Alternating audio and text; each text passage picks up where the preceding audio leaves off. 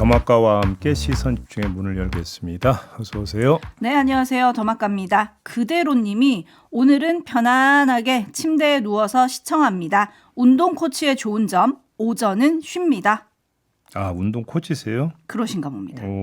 자세 한번 코치 받고 싶은데 운동은 하는데 뭔가가 잘못돼 있는데 그걸 모르겠네. PT 받으시면 되잖아요. 한 번도 받은 적이 없어요. 아, 받아보세요. 그래서 가끔씩 허리가 아픈데 어떤 운동을 어떻게 잘못해서 이런지 알 수가 없네. 그대로님 한번 만나셔야겠네요. 그대로님 지역이 어디신가요? JB가 찾아가서 만날 수 있도록 좀 알려주시고요. 네. 4477님, 엔돌핀이 도는 하루가 되길 바라며 시선 집중할게요. 걸어서 출근하니 기분이 상쾌합니다. 엔돌핀은 보장 못하고요. 네. 지금 엔돌핀 돌고 계실 거예요. 걸어서 출근하니 기분이 상쾌하다고 하셔가지고 그 상쾌함으로 뉴스를 들으시면 되죠. 춥지 않으신가? 봄이 좀 느껴지긴 하는 것 같아요. 좀 약간 쌀쌀한 감은 있어도 뭔가 공기가 좀 달라진 느낌이랄까? 이럴 때 조심하셔야 됩니다. 감기 걸리기 딱 좋습니다. 네. 네, 아예 좀 봄이 온다고 어떻게 좀 맞장구 좀 쳐주시면 안 돼요? 싫어요. 예, 알겠습니다. 삐딱하시기는. 하나미님, 71번 기사님 감사해요. 버스에서 처음 들어요. 라고 올려주셨습니다. 감사합니다. 기사님. 안전운전하시고요. 볼륨은 조금만 올리셔도 돼요. 네. 71번 기사님 감사합니다. 자, 이렇게 여러분들과 함께하는 JB타임즈. 오늘 주목할 첫 번째 뉴스 어떤 건가요? 이복현 금감원장이 삼부토건 주가 조작 의혹과 관련해 어제 기자들에게 이런 말을 했습니다. 들어보시죠. 삼부토건 같은 경우에는 워낙 여러분들이 언론이라든가 다양한 이해관계자들 문제 제기를 해주셨기 때문에 저희가 중요 사건으로 보고 있는 중이고요. 일부 이해관계자들의 100억대 이상의 이제 이익 실현이 있었던 것도 사실은 이미 보도가 됐으니까 그것도 사실은 저희가 부인하기는 어려운 것 같고, 다만 특정 팩트 하나만으로 불공정 거래가 바로 성립된다고 이렇게 인정하기는 되게 어려운 거라서 저희가 지금 광범위한 자금 확인이라든가 내지는 이런 계정 간의 연계성 이런 분석들을 지금 진행 중이라는 정도. 네, 이렇게 이야기를 했는데요. 이 건의 경우에는 메시지가 아니라 메신저를 볼 필요가 있다. 이런 말씀을 드리겠습니다. 메신저를 볼 필요가 있다. 무슨 뜻이죠? 이복현 금감원장은 언론에 의해서 윤석열 사단의 막내로 분류돼 온 사람입니다. 메신저의 이런 정체성을 기초로 이번에는 메시지를 한번 봅시다. 그러면 이런 식의 추정이 성립이 됩니다.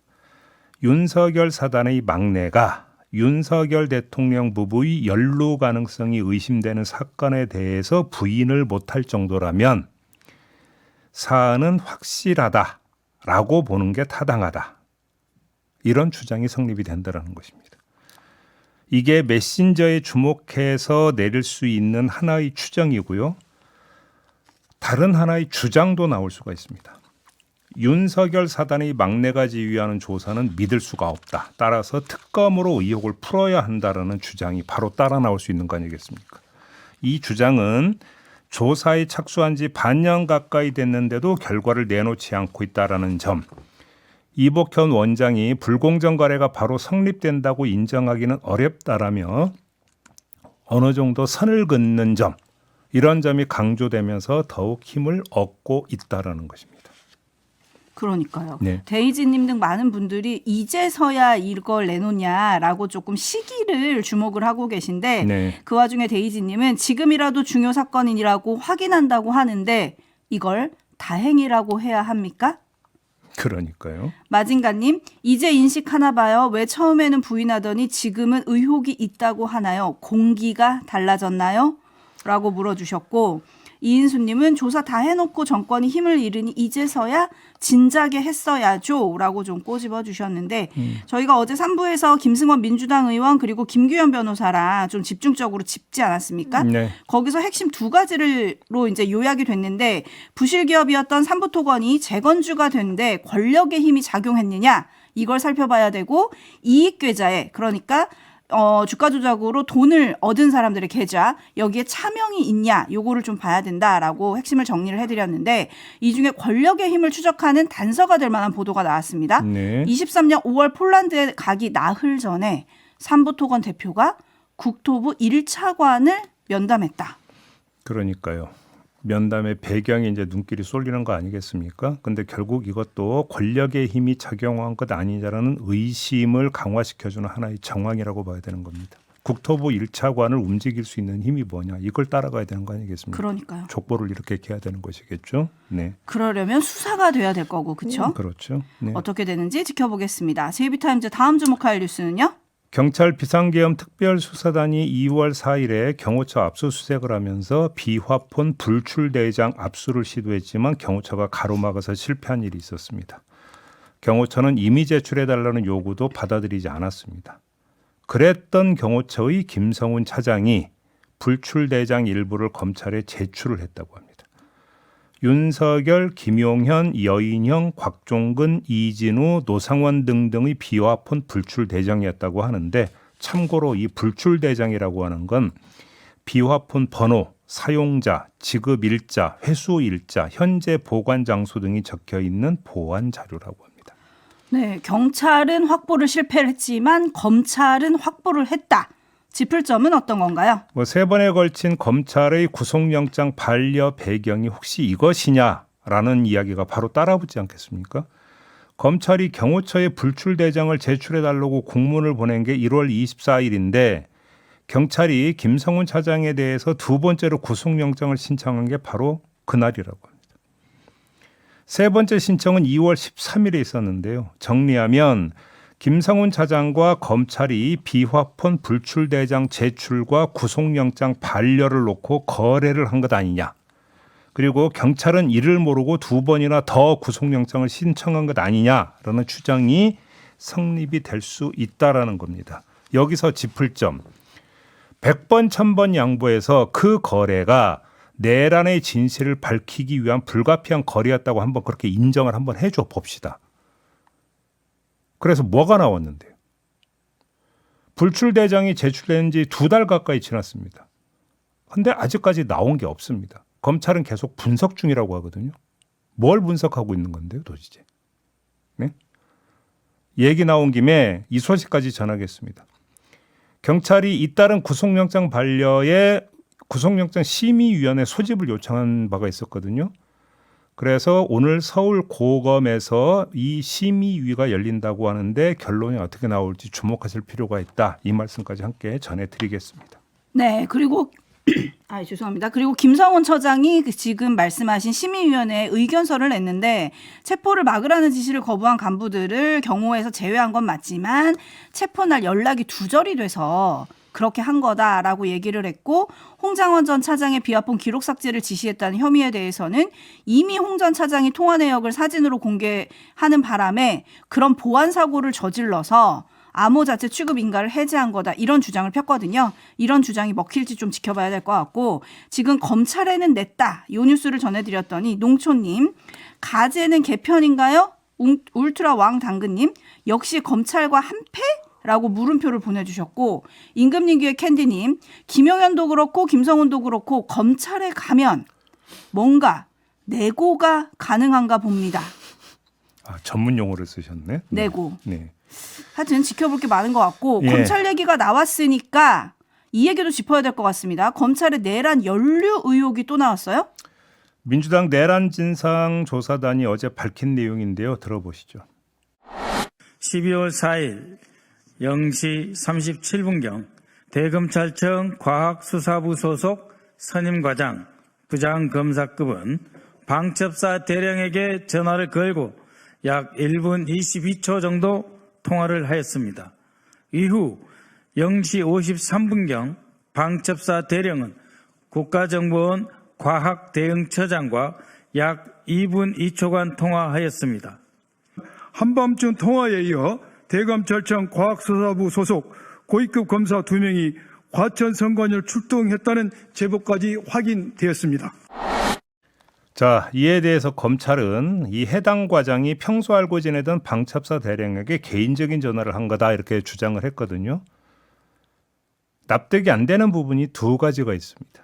첫째, 개인적 전화를 왜 심야에, 그것도 계엄 선포 직후에 합니까? 두 번째, 100번 양보해서 해당 과장이 계엄 상황이 너무 궁금해서 개인적으로 알아보기 위해서 전화를 했다고 쳐줍시다. 그럼 방첩사 대령은 왜 공교롭게도 국정원 직원과 통화를 합니까? 대검과장도 과학수사부고 국정원 처장도 과학대응처 처장입니다. 겹치지 않습니까? 이게 우연일 수 있는 겁니까? 이거에 대해서 대답을 해야 되는 거 아닌가요? 그다음에 이걸 수사를 해야 되는 거 아닙니까? 당연히. 그래서 많은 촌철님들은 이 뉴스를 다 들으시고 특검이라는 두 글자를 많이 생각해주고 계시네요. 뉴스와 분석이 함께하는 제이비타임즈 다음 주목할 뉴스는 어떤 건가요? 트럼프 미국 대통령이 어제 의회 연설을 하면서 한국을 콕 집었습니다. 그러니까요.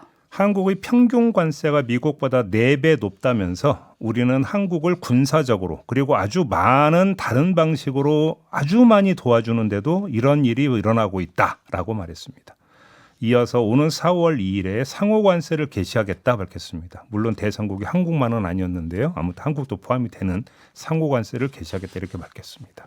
결국 오고야 말았습니다. 문제는 상호 관세 부과로 끝나지 않을 거라는 점인데요. 트럼프가 한국에 직접 손을 내밀기도 했습니다. 알래스카주의 천연가스 개발 사업을 추진하고 있다면서 일본, 한국과 다른 나라들이 각자 수조 달러의 투자를 통해 우리의 파트너가 되고 싶어 한다 이렇게 말했습니다. 파트너가 되고 싶어 한다라는 건 파트너가 되라라는 말입니다. 참고로 이 사업은 알래스카 북부의 천연가스를 알래스카 남부 해안 이 해안가로 나른 뒤에 액화해서 수출하는 사업으로 약 1,300km 길이의 가스관과 액화 터미널 등을 건설하는 사업인데요. 약 450억 달러, 우리 돈은 65조 원 이상이 소요되는 사업이라고 합니다. 여기에 한국이 들어와라. 이렇게 대놓고 요구한 셈인데요. 이게 상호관세에 이은 두 번째 대한 조치가 될 듯하고 근데 이걸로 기브앤테이크가 끝난다면 모르겠는데 그렇지도 않을 것 같습니다. 한국을 군사적으로 아주 많이 도와주고 있다고 말했지 않습니까? 그러면 아주 많은 방위비 분담금을 요구할 건 불을 보듯 뻔하다 이렇게 연결돼야 되는 거 아니겠습니까? 줄줄이다 이렇게 정리를 해야 될 것 같습니다. 그래서 권광윤 님이 이렇게 보내주셨어요. 이제 시작일 뿐입니다. 그렇습니다. 너무 이제 시작입니다. 예. 너무 무섭네요. 신원섭파 님이 근데 제이비 한국 관세가 미국의 4배라는 건 팩트에 맞습니까? 그러니까 여기서 저도 그걸 함께 전해드리려고 했는데 그게 별로 의미가 없어서 말씀을 안 드린 게 트럼프가 그런 거 따지냐라는 거예요. 그러니까요. 팩트체크한 언론들이 있긴 있었습니다. 그렇죠? 뭐 평균 관세로 뭐 0.73%인가? 왜냐하면 한미 FTA가 지금 체결돼 있기 때문에 거의 대부분이 무관세거든요. 근데 어떻게 4배가 나올 수가 있습니까? 근데 트럼프가 아닌데요, 4배 아닌데요? 라고 하면 오케이, 정정 이렇게 나옵니까? 그럴 캐릭터가 아니죠. 그래서 저는 뺐습니다. 네. 네, 써니님이 저런 어거지를 부리는 트럼프를 상대할 지금 대행 체제의 외교력이 제로라서 너무너무 걱정입니다. 그렇습니다. 이 걱정을 안고 뉴스와 분석이 함께하는 제이비타임즈 다음 주목할 뉴스는 어떤 건가요?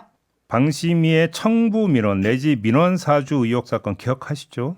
2023년 류일임 방송통신심의위원장의 가족과 지인 등이 뉴스타파의 윤석열 검증 보도를 인용 보도한 방송사를 심의해달라고 민원을 넣었는데도 류일임 위원장이 자신은 몰랐다며 회피를 하지 않고 심의에 참여해서 방송사 중징계 결정을 의결한 바가 있었습니다. 이때 방심위 실무진이 가족과 지인 등의 민원 접수 사실을 유일임 위원장에게 보고했다라는 의혹이 나왔고 국회 과방위에서도 이게 쟁점이 됐는데 과방위에 출석했던 장경식 당시 방심위 팀장은 이 사실을 부인을 했었습니다. 그런데 어제 부인했던 그 증언을 뒤집었습니다.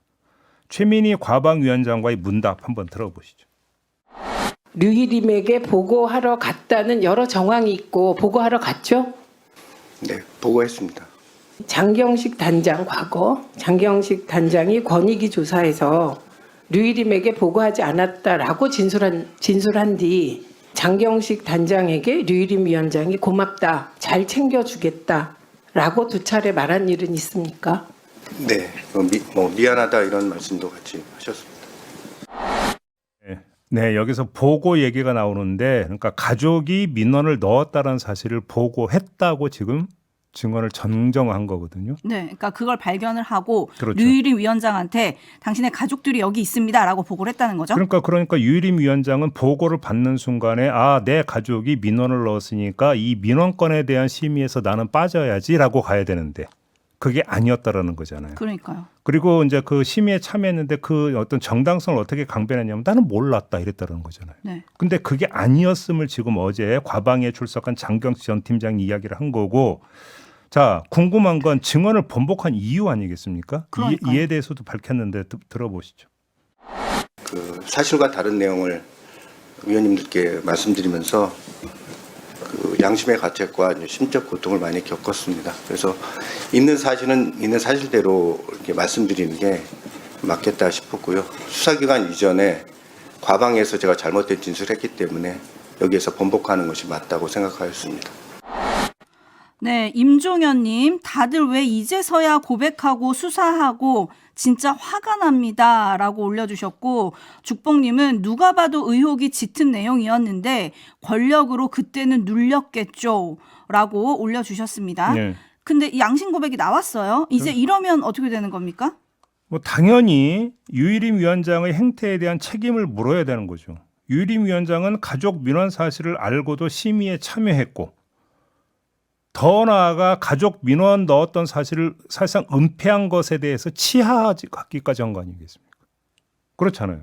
이건 명백한 일탈 행위입니다. 그에 상응하는 책임을 져야 됩니다. 이게 첫 번째고요. 두 번째, 유일임 위원장이 참여한 그 심의는 원천 무효가 돼버립니다. 이렇게 돼버리면 심의 결과는 인정될 수도 없고 인정해서도 안 되는 겁니다. 심의 결과는 탄핵되고 부정돼야 됩니다. 이 점도 함께 그러니까 취해져야 되는 겁니다. 근데 어제 장경식 전 팀장이 이렇게 증언한 다음부터 유일임 위원장은 행방이 묘연하다면서요. 그러니까요. 어제 오전인가요? 사무실에서 사라졌는데 예. 부속실장이 국회에 증언하기를 지금 행방이 확인이 안 된다. 그럼 숨은 겁니까? 뭡니까? 오늘 출근할지 봐야죠. 자, 이거는 사법적 문제까지 제기가 되는 겁니다. 지금 이거에 대해서 뭐 제보자 색출을 한다 뭐 한다 해고 수사까지 들어가 있는 거 아니겠습니까? 그러면 수사의 어떤 방향이 지금 바뀌어야 되는 거 아니겠습니까? 할까요? 제가 볼 때는 할 환경이 된 것 같은데요. 할까요?라고 물어야 되는 게 아니고 해야죠. 근데 뭐냐면 해야 되는데 안 한 경우가 너무 많아가지고. 그러니까요. 그런데 지금 할 환경이 됐다라고 하는 게 뭐냐면 이런 거잖아요. 이제서야 터져 나온다고 촌철님들이 계속 댓글 달아주신다면서요. 네. 이제서야 그 이유는 세상에 다 아는 거 아니겠습니까? 권력의 힘이 빠졌기 때문에. 이거 아니겠습니까? 네, 호랑이님, 개구리도 나오는데 류일임 위원장은 왜 숨었나요? 라고 좀 꼬집어 주셨고요. 토토로님, 이제라도 양심의 가책 운운하며 진실을 말하니 다행이라고 생각해야 하는 건지 참 씁쓸합니다. 라고 해주셨고, 0404님, 해야 할 일은 안 하고 하지 말아야 할 짓은 골라서 한 사람들이라고 좀 꼬집어 주셨고요. 희나리님이 뚜구님이 무너졌습니다. 뭐가 와야 된다? 수사가 따라와야 된다. 이런 거죠. 방송통신심의위원회에서 하는 심의가 뭡니까? 방송 내용을 심의하는 겁니다. 그러면 심의를 하는 데는 단계별, 수위별 징계 조치가 있습니다. 그런데 방송 내용에 잘못된 것 중에서 최고 등급이 뭐겠습니까? 허위 날조 아니겠습니까? 그런데 장경식 전 팀장이 그 권익위 조사에서 보고 안 했다라고 허위 진술을 했다고 유일임 위원장한테 얘기하니까 유일임 위원장이 뭐라고 했다라는 겁니까? 고맙다. 잘 챙겨주겠다. 허위 날조 보고에 대해서 치하했다라는 거잖아요. 그러면서 어떻게 방송 내용 심의할 생각을 합니까? 거울에 한번 자기 얼굴을 좀 비춰봐라.